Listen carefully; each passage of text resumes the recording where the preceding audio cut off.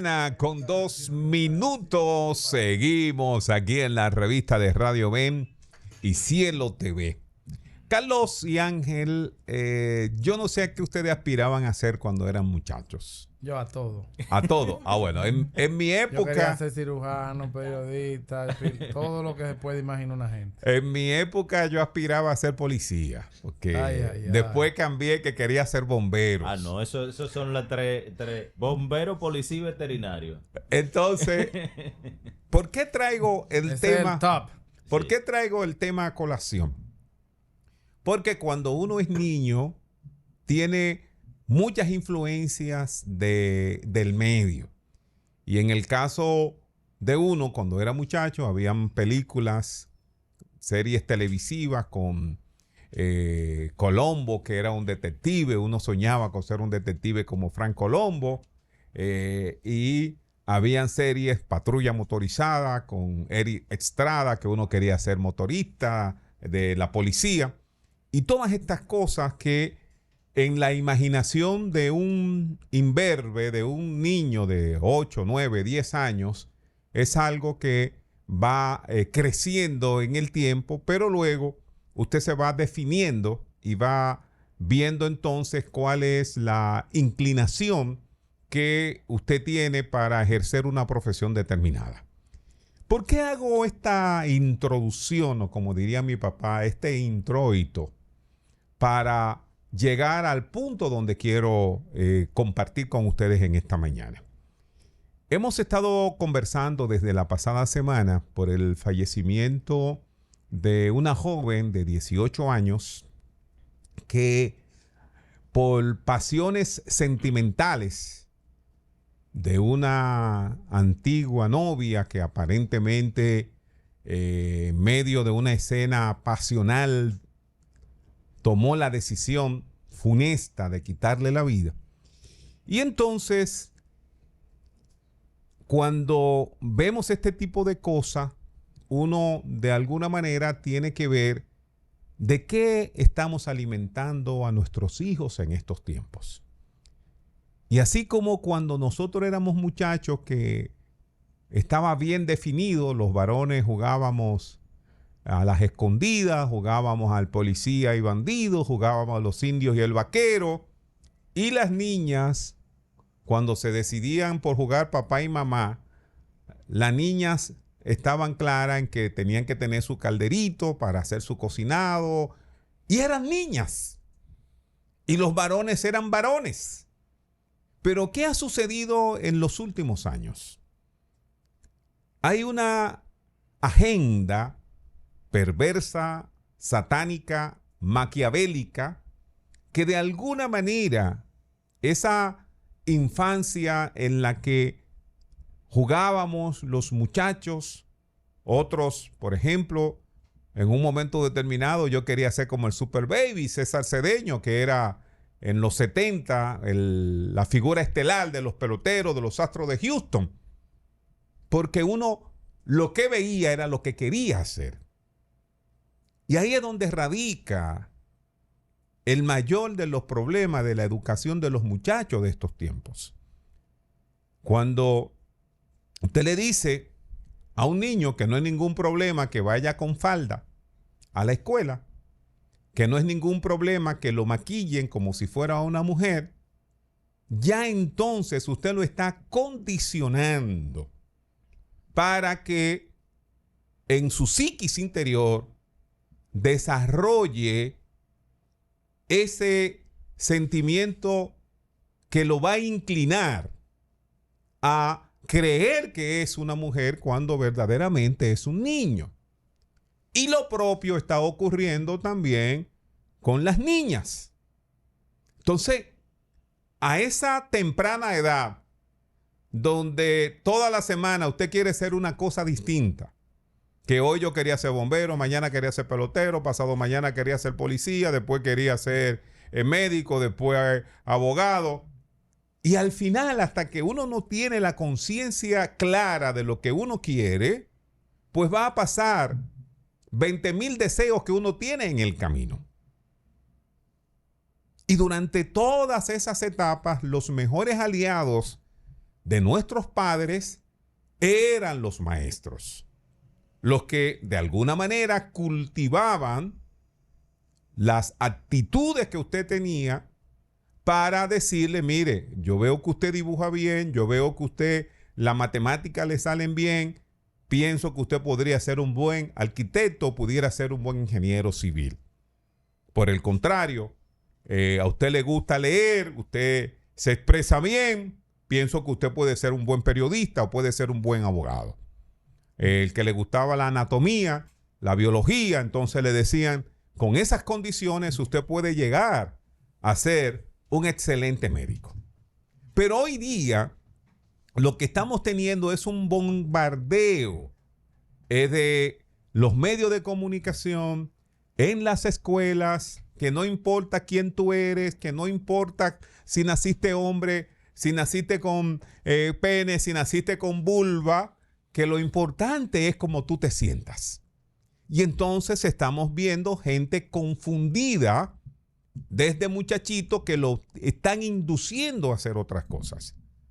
Y cuando vemos todas estas situaciones que se están dando a lo largo y ancho de todo el planeta Tierra, entonces estamos llegando a unos puntos donde los que pensamos contrario a ese tipo de aberración, entonces nos dicen que somos homófobos, que estamos arcaicos, que en el lenguaje de la inclusión, que en la determinación de género y de tantas otras diabluras que se han inventado, que nosotros entonces somos unos retrógradas.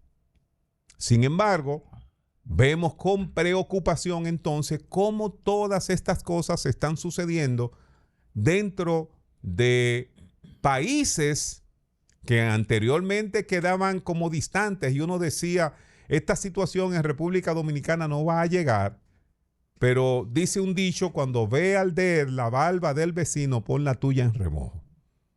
Y ese desorden generalizado, esa situación de violencia, de despecho y de tantas cosas que se están dando, son precisamente las consecuencias de esa permisividad que a lo largo de los últimos años República Dominicana ha entrado de manera subrepticia en esa solfa de la Agenda 2030 que, aunque nuestros legisladores en su inmensa mayoría y una gran mayoría de los medios de comunicación están en contra de eso, lo cierto es que cuando usted analiza el pensum de lo que se está dando en las escuelas, cuando usted analiza la famosa resolución aquella que tuvimos que ponernos todo el mundo casi en huelga contra el gobierno para que echaran la resolución para atrás, cuando usted analiza los contratos de préstamo que tiene República Dominicana, que en todos los contratos de préstamos le ponen que República Dominicana es garante de una equidad de género, de una equidad de inclusión. Y usted dice, pero ¿y qué tiene que ver que me presten 10 millones contra la equidad de género o contra la inclusión? Sencillo. O la Cámara de Comercio que se quería instalar en Santo Domingo para los grupos LGTB. Sí, ¿qué tiene que ver Cámara de Comercio? O la resolución reciente de la Suprema Corte de Justicia que habla también de la inclusión de la comunidad LGTBQ. O sea, fíjense cómo de una manera u de otra se están metiendo en las principales instituciones de la República Dominicana y entonces la mayoría se queda callado en esta dictadura de la minoría que se ha impuesto en el mundo entero, al extremo, por ejemplo, de que el pasado domingo el presidente Joe Biden, en lo que era una fecha prácticamente sagrada, el domingo de Pascua de la Resurrección, dijo que estaba prohibido que los huevos de Pascua se hicieran con alegoría a la familia y a la tradición religiosa.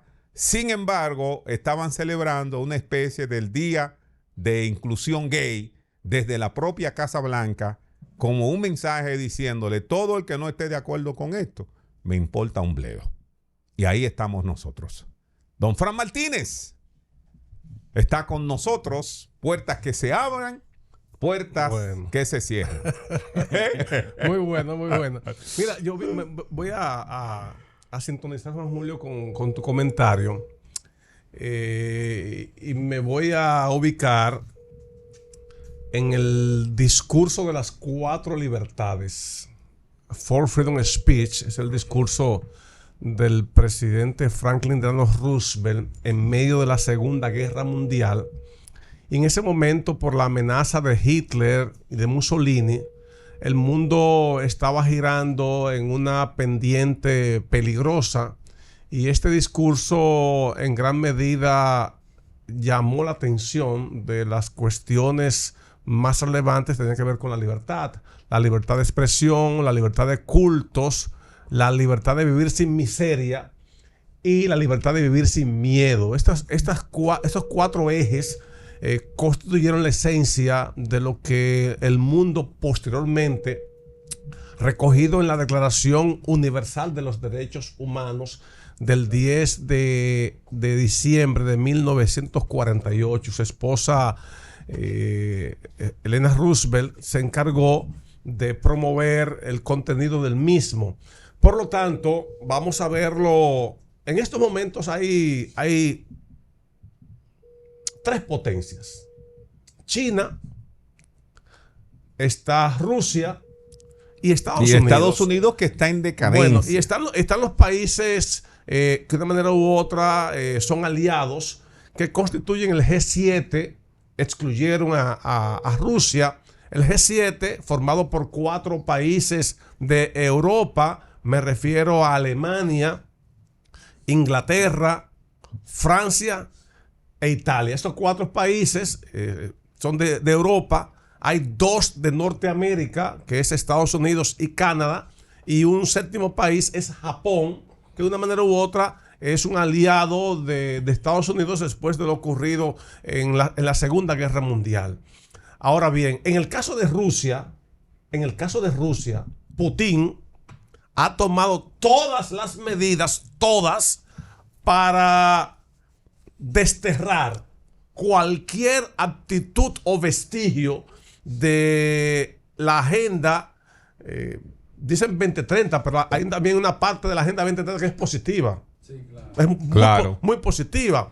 De hecho, inclusive hay un libro que me ha llamado la atención, lo he estado estudiando, La República Dominicana 2030, hacia una sociedad más cohesionada desde el punto de vista económico, la distribución de las riquezas. Pero el objetivo de nuestra participación es que lo ocurrido en Estados Unidos, aunque es del 2021, genera que haya una preocupación porque desde las esferas de poder se está incitando a que este tipo de comportamiento sea un asunto normal, como si fuese el común denominador en la vida de las personas. Y un aspecto es el tema de la familia. Así no se forma familia, porque por lógica biológica no hay forma ni manera de biológica y anatómicamente no es hay imposible. forma ni manera de una reproducción. En un momento donde inclusive hay muchas sociedades que están envejeciendo de manera normal. No. De hecho, por ejemplo, uno de los graves problemas que tiene Europa en estos momentos es que se está convirtiendo en un país de envejecientes, donde la mayoría de los europeos en la década de los 50, 60, 70 decidieron no tener hijos. Y ahora Europa está llena de sirios, de musulmanes, que son los que están ocupando con 4, 5, 6 hijos los ciudadanos del futuro. De hecho, el primer ministro inglés, el alcalde británico, el alcalde de Londres, son descendientes de musulmanes. Sí. Entonces, de cara al futuro, Europa completa va a estar llena de ciudadanos musulmanes, porque los europeos decidieron, como mucho, tener un hijo y en algunos casos 2. China, por ejemplo, también, que en un momento determinado prohibió que se tuviera más de un hijo, han tenido que volver a decirle tenga más de uno para poder eso. Y los jóvenes españoles, perdón Carlos, ya termino con esto. Los jóvenes españoles ahora mismo, en este instante, están diciendo, y hay un movimiento bastante grande diciendo que ellos no tienen que pagar ninguna pensión para mantener a los viejitos. O sea, el sistema de pensiones, ¿cómo funciona? Nosotros trabajamos hoy para cuando lleguemos a los 65 tener derecho a nuestra pensión, esperando que los que vienen detrás sigan cubriendo esa cuota que necesitamos. Una pausa necesaria.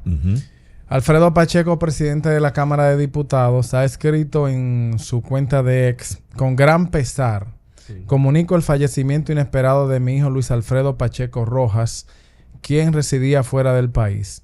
Este hecho está actualmente bajo investigación. Agradezco sinceramente a los amigos y colegas por su solidaridad en este momento difícil. Terrible noticia. Respetuosamente solicito comprensión a mis amigos de los medios de comunicación, a quienes mantendré debidamente informados por esta vía. Entonces, algunos portales reportan que ha habido una balacera en Houston, Texas. En una gasolinera, un tiroteo. Y en ese tiroteo, el joven se encontraba presente y fue alcanzado y es una de las personas fallecidas. Luis Alfredo Pacheco. A las 9:45 de la mañana, el presidente de la Cámara de Diputados va a estar brindando una rueda de prensa desde la Cámara de Diputados para que las personas tengan los detalles que él tenga hasta ese momento. Continuamos con el comentario que teníamos. Sí, y entonces, en el caso de China, hay que acotar que en la clandestinidad nacieron 13 millones de chinos, y nos referimos a la política de Estado del hijo único. Ajá. Del hijo único. 13 millones de niños chinos que no estaban declarados, no estaban reconocidos por el Estado. Pero no tenía condenación a pena de muerte. Había un momento Sí, que... sí, un momento que era penado sí, con la muerte. Sí, pero al final tuvieron que decir, bueno, nosotros no podemos, ya esta es una realidad, busquemos, hicieron una amnistía. Entonces, obvio que este tipo de actuaciones hace que tengamos que mirar hacia los aspectos esenciales de la vida. Y en el orden de la agenda, esta agenda que está siendo impulsada por el Partido Demócrata, tristemente, porque la mayoría de los dominicanos que viven en los Estados Unidos se sienten, o sea, votan demócratas. Votan Sí, demócratas. sí. Por cuestiones propias de la inmigración específicamente. Y en estos momentos, en el caso del presidente Donald Trump, representa la antítesis, todo lo contrario de lo que está formulando el Partido Demócrata. De hecho, inclusive, está promoviendo la venta de Biblias y pidiendo a los norteamericanos que vuelvan a rezar, que vuelvan a orar, porque de una manera u otra esto implica una mayor adhesión al sentido de vida de las personas y al bienestar, que es un aspecto que está ligado justamente con la práctica religiosa. Entonces, cuando tienes una agenda como esta, invasiva, penetrante, el cuidado es mayor. Yo sé que Carlos de Pérez, Carlos de Pérez. Te baja el tono. No, Carlos de Pérez, para que yo sé que estaba en otra situación, ¿verdad? Sé que tiene la condición y no lo estoy haciendo por nada malo. A Carlos lo conozco hace tiempo. Yo trabajé con él, trabajamos juntos en su tesis de grado. No, yo digo, profesor, que usted recordará, usted fue el primer político con el que yo me reunía. Sí. Era adolescente todavía por la relación que usted tenía con mi padre. Sí. Y que siempre usted como político me ha agradado y me ha llamado la atención. Yo fue... Pero salió ingrato el muchacho. No, yo lo digo aquí, lo que le dije a él. Yo recuerdo lo que yo le dije al profesor en una formación que usted estaba dando en el Hotel Condado. De formación política. Yo recuerdo lo que le dije cuando terminé una de las sesiones. Que él me agradaba, pero que como siempre estaban las fotos de Balaguer, yo no sería parte porque Balaguer me desagradaba. Y yo era adolescente cuando Mira, de ese grupo, ¿verdad? Y yo era adolescente cuando eso. O sea que él no Has es... mantenido tu palabra. Sí, mi rechazo no ha sido nunca al profesor Frama. pero- Pero no lo dejamos terminar lo que él iba a decir, que a mí me interesa escuchar. No, porque además, Julio, el cuidado que se debe tener al momento de analizar las normativas o los proyectos que apoderan al Congreso de la República requiere de personas con la rigurosidad, con el cuidado, sobre todo para el tema de la lectura, en un momento donde se denuncia que muchos proyectos, más en la Cámara de Diputados, se aprueban de una manera sin leerlos, sin leerlos, y eso no es aconsejable. Usted decía en momentos atrás, usted dice, la Agenda 2030 no es mala. No. No es mala completa. No es completa. Pero yo digo, la Agenda 2030 primero no andan deprisa. Ellos tienen su tiempo bien pautado. Por ejemplo, usted habla de proyectos de ley que hay que verificarlo, estudiarlo, leerlo y verificarlo con pinza. Sí. Un ejemplo, la ley del Colegio de Abogados. Cuando se creó la ley actual, se incluyó una Secretaría de Género. Wow. Sí, ¿Y sí. qué tiene que ver en el Colegio de Abogados? No, eso tiene que ver con la agenda. Sí, pero por ejemplo, el Constitucional Dominicano dictaminó que en todas las instituciones públicas tiene que haber una oficina de género. Ajá. Sí. ¿Entiendes? O sea... Sí, pero el concepto de género semántico. Es el problema. Semántico, no en la especificidad que haya que abrir un espacio para generar lo que ese tipo de agenda quiere imponer. Lo que pasa era que había una Secretaría de la Mujer aparte. Entonces había una Secretaría de Género. Entonces ya ahí tú tienes... Eso tú sabes que como decían los muchachos, eso tiene cocorica. Una de las primeras propuestas de aprobación del aborto en España no cambiaba el texto. Solo incluía una coma. Claro, una coma. Sí, por eso, una coma te puede variar el sentido. Sí, recuerden que en letras 012 nos daban que Juan le encendió a Pedro una coma y esta le cambiaba el sentido. No a David. Mi maestra fue la licenciada Cristobalina Cedeño. Sí. Saludo a la profe Balina. Sí. Que verdaderamente... Entonces, en el criterio ¿por qué? Porque, bien tú lo has dicho, Ángel, es que estas ONG están manejando cuantiosos recursos y contratando a gente experta en redacciones ambiguas. Claro.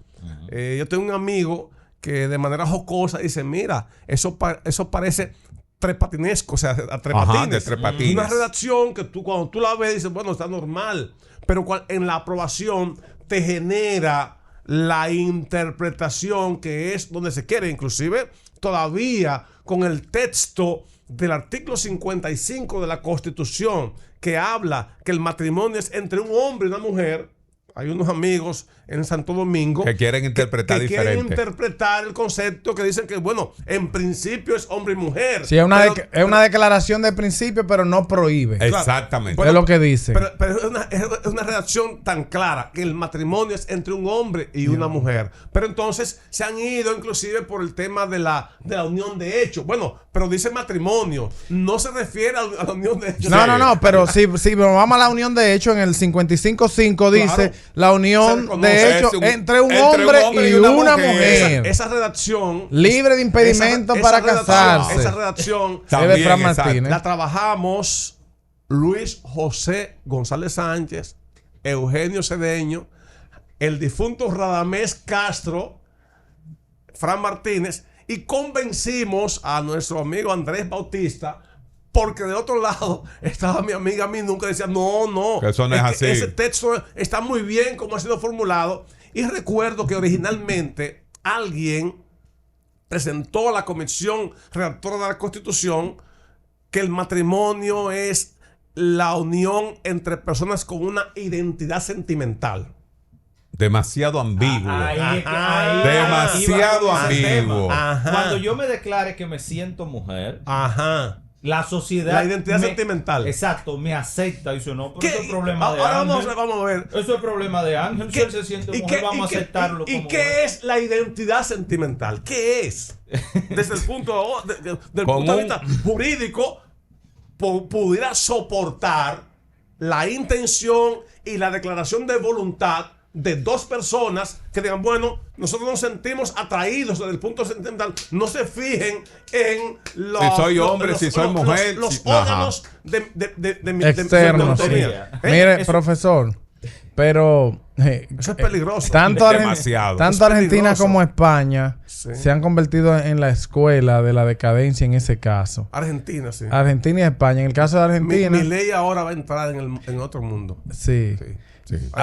En el caso de Argentina, se están derogando todas esas leyes y todas esas cosas, pero hasta hoy un hombre va al registro civil y dice, yo soy una mujer.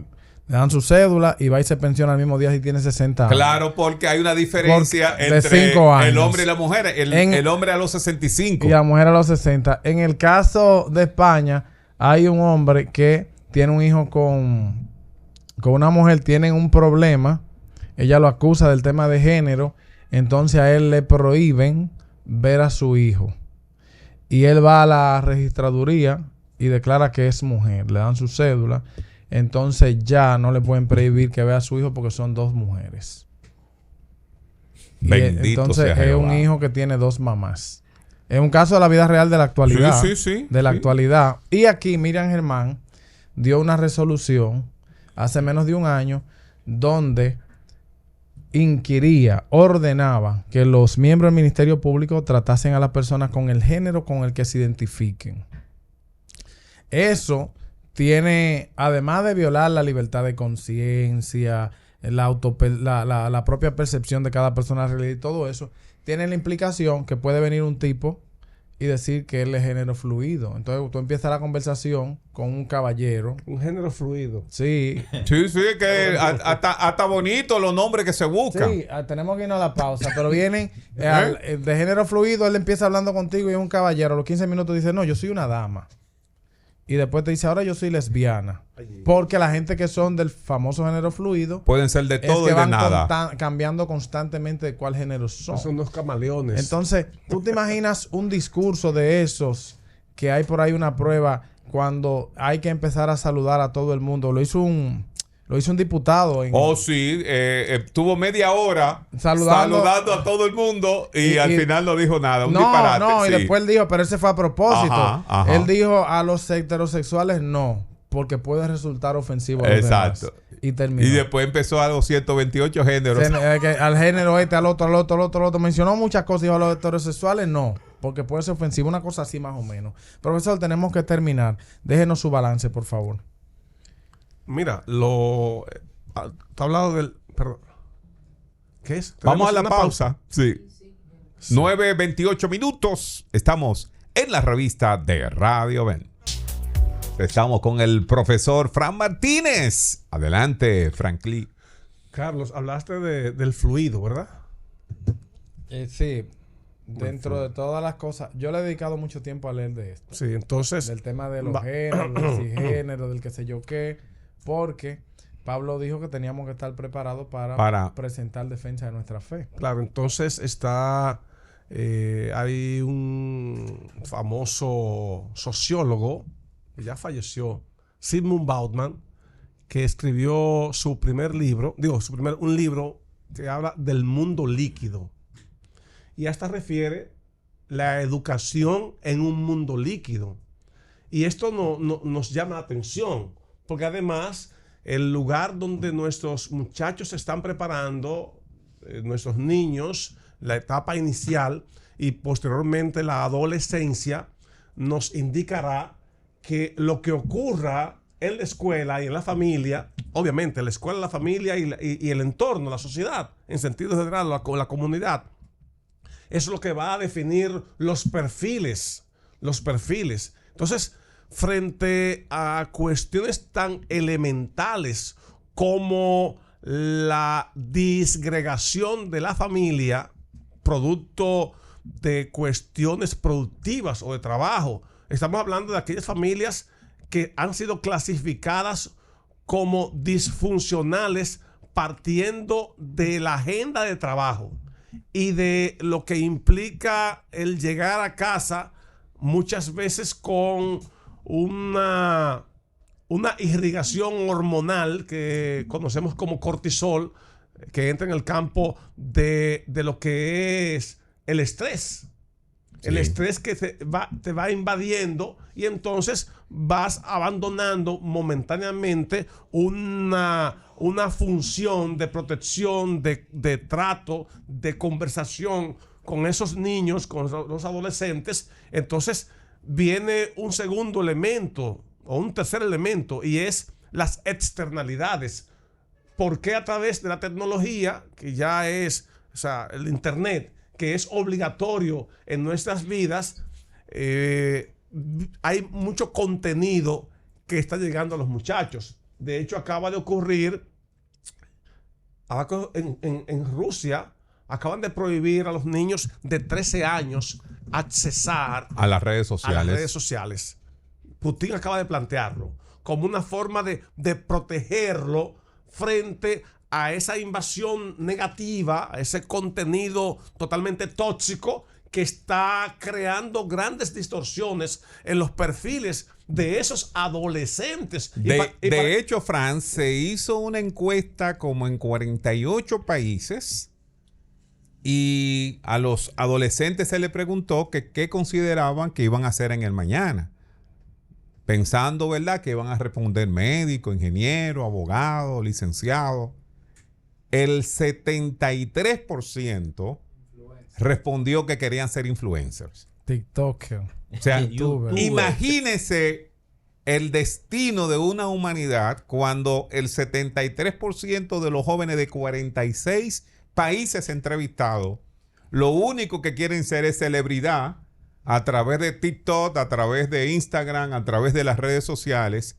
¿Por qué? Porque mucha gente ha monetizado y se ha hecho rico a través de colocar algún tipo de contenido en las redes sociales. Mire, Juan Julio, si nosotros vemos, este es el corte del año 2021 de las redes sociales. Facebook para ese momento tenía 2.910 millones de usuarios. YouTube tenía 2.562.000. O sea, eso es un tercio de la población mundial. 2.000 millones. TikTok, 1.100 millones. LinkedIn, 810 millones. Telegram, 550 millones. Snapchat, 998 millones. Pinterest, 444. Y Twitter, 438. Han crecido todas esas plataformas. Más de ahí, en el caso de Twitter, de Facebook, perdió 500 millones de usuarios durante la pandemia. Y por el asunto de la meta también. Pero explican los psiquiatras y psicólogos que el uso de las redes sociales genera el mismo placer que genera el consumo de cocaína. Y aparentemente eso es felicidad. Y que por eso hay que recurrir constantemente, porque en cada bajada de ánimo se recurre a la una dopamina para que te dé un shock de dopamina y te permita reactivar, y por eso se tiene una frecuencia en el uso. Entonces, aparte de el país que ustedes mencionaron, que no, Rusia, hay otros países que están restringiendo. Creo que en Francia Macron también estaba con un proyecto de ley tendente a que los adolescentes en las escuelas no tuvieran acceso a internet. En el caso de China, por ejemplo, TikTok, que es una red china, a nosotros nos llega la versión para hacernos estúpidos. El caso de los niños de ellos, no. De hecho,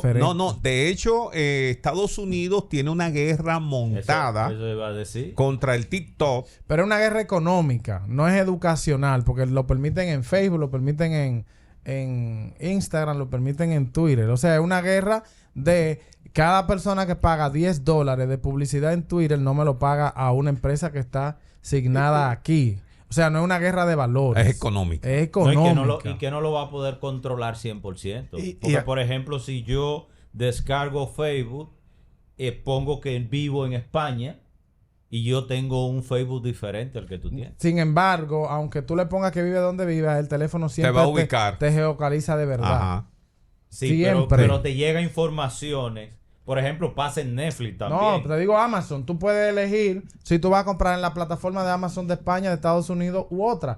Y te va a dar ese tratamiento. Pero no quiere decir que el teléfono no te geolocalizó. No sepa que tú estás en Él República él te dio la Dominicana. opción. De hecho, cuando tú entras abajo, si tú lo lees detenidamente, siempre te va a decir la romana, que yo qué, que yo cuánto. No importa en qué plataforma, excepto la red oscura, que es la que se No, utiliza pero ya ese es para terrorismo. para espiar Ajá. y todo eso, y hay que tener un nivel de tecnicismo, una práctica, un conocimiento para eso. Excepto en esas condiciones, siempre te va a ubicar donde tú Frank, estás. viendo ese panorama, ¿cuál es el futuro de la humanidad? Mira, cuando has presentado la información en torno a que los jóvenes en un 73% tienen inclinaciones de ser celebridades, ser importantes en la vida, es un concepto que distorsiona el sentido de... Pero de manera rápida y gratuita. Claro, Los 5 minutos de fama. entra en el mundo líquido. Bueno, ahora que Andrés Oppenheimer ha caído en mala con el presidente Andrés Manuel López Obrador por unas declaraciones, una entrevista que le hizo a Milei, y Milei lo establece como un estúpido, me llama la atención. Es un libro que hay que leerlo, hay que estudiarlo. Se llama Sálvese quien pueda. Aparentemente el Sálvese quien pueda, que es un título que nos dice, bueno, el individualismo creciente, excesivo, yo me salvo, a mí no me importa lo que le ocurre a los demás. Ese no es el propósito, No, claro. sino el rediseño para tratar de reconducir los perfiles de estos muchachos, porque al final nos vamos a quedar con un vacío existencial. Es que tenemos una Ese es un nueva, vacío existencial. una nueva era. Ahí él analiza los trabajos del futuro, cuáles trabajos está previsto Sí. según la Universidad de Oxford que se pierdan para el año 2028, o sea, que van a desaparecer. Ujú. Muchos de los trabajos que nosotros conocemos van a desaparecer. Algunos ya han desaparecido. Claro, Él hace ese análisis y cuenta también de cómo él ha estado en hoteles en Asia donde No hay personal. no ha interactuado con personas, excepto en condiciones muy excepcionales. Un robot le ha abierto la puerta, le ha llevado a la habitación, le ha cobrado, No, le ha hecho todo. En Japón hay supermercados Y en donde Estados, tú llegas en Estados Unidos y igual. nadie te atiende. Nadie te atiende, tú vas y buscas todo lo que tú tienes que comprar y al final tú pasas la tarjeta y pagaste. Sin personal. Nosotros aquí tenemos algunas cosas de esas. Creo Lo que hay un pasa es que banco, hay un banco, sí, el popular tiene uno desatendido en un lugar, pero Sí. nosotros aquí tenemos algunas cosas. Lo que pasa es que son diminutas y no lo vemos. Que el peaje te permita pasar solo con el código del barra es una forma. Sí. Que tú puedas... Agiliza la vida. ¿Eh? Agiliza la vida. La agiliza. Claro. Que de tú- manera relativa. Sí, que tú puedas De manera- pagar en los aeropuertos, el estacionamiento y todo eso sin interactuar con nadie. No, de Y hecho, todo eso te va de- diciendo de hecho, que por es el ejemplo- mundo que viene. por ejemplo, en Estados Unidos anteriormente estaban las estafetas de peaje colocadas como la tenemos aquí. Ahora tú pasas, automáticamente una cámara te hace una foto y te envían a tu casa, como llega el recibo de luz, como llega el recibo de agua, el recibo del pago del peaje. Pero en términos de tiempo, imagínense lo que se ahorra millones de vehículos transitando a lo largo y ancho de todo Estados Unidos que puedan cruzar por el peaje sin tener que detenerse a pagarlo físicamente. Bueno, y al final, cuando exploramos las diferentes vías y las tendencias del mundo moderno, si se quiere el término acuñar, nos damos cuenta de que hay una gran amenaza a la familia. Por un lado, hemos visto casos donde hay una familia de 5 integrantes y cada uno tiene un celular sin comunicarse físicamente con sus pares, y entonces se está comunicando con un contenido por un canal virtual, y esto nos indica que Hablando con gente que están en España, Claro. pero los que están en la casa son dos completos extraños. extraños y desconocidos, y esto de una manera u otra lleva a que tengamos que voy a utilizar un término de los sociólogos, repensar. Repensar y reexaminar qué estamos haciendo y hacia dónde vamos. Obvio que tú vas, por ejemplo, a un banco y si el sistema se cayó, no hay forma de usted poder sacar un peso. Ni de depositar, ni tampoco de retirar. De retirar. Pasó hace apenas como 15 días o 20 con uno días. de los bancos más importantes, con dos de los bancos más importantes del país. El banco se cayó el sistema, Carlos, fue con Andy. Teníamos que hacer operaciones y hubo 2 días del banco. Hubo un problema con el Banco Promérica el banco y el Banco de Reserva también. El Banco de Reserva. Entonces, de una manera u otra, cuando estos temas nos están llegando y cada día es creciente el número de niños. Ahí inclusive se cambió el tradicional bobo, se ha cambiado por un celular inteligente. Por una tablet y el YouTube, y hay aplicaciones. Bueno, hay casos de padres que pueden controlar el contenido que sus hijos van a accesar en algunos casos, pero hay un alto porcentaje, el mayor, que no hay controles. Entonces ahí está el riesgo de la sociedad de hoy, porque voy a exponer un caso reciente, cercano.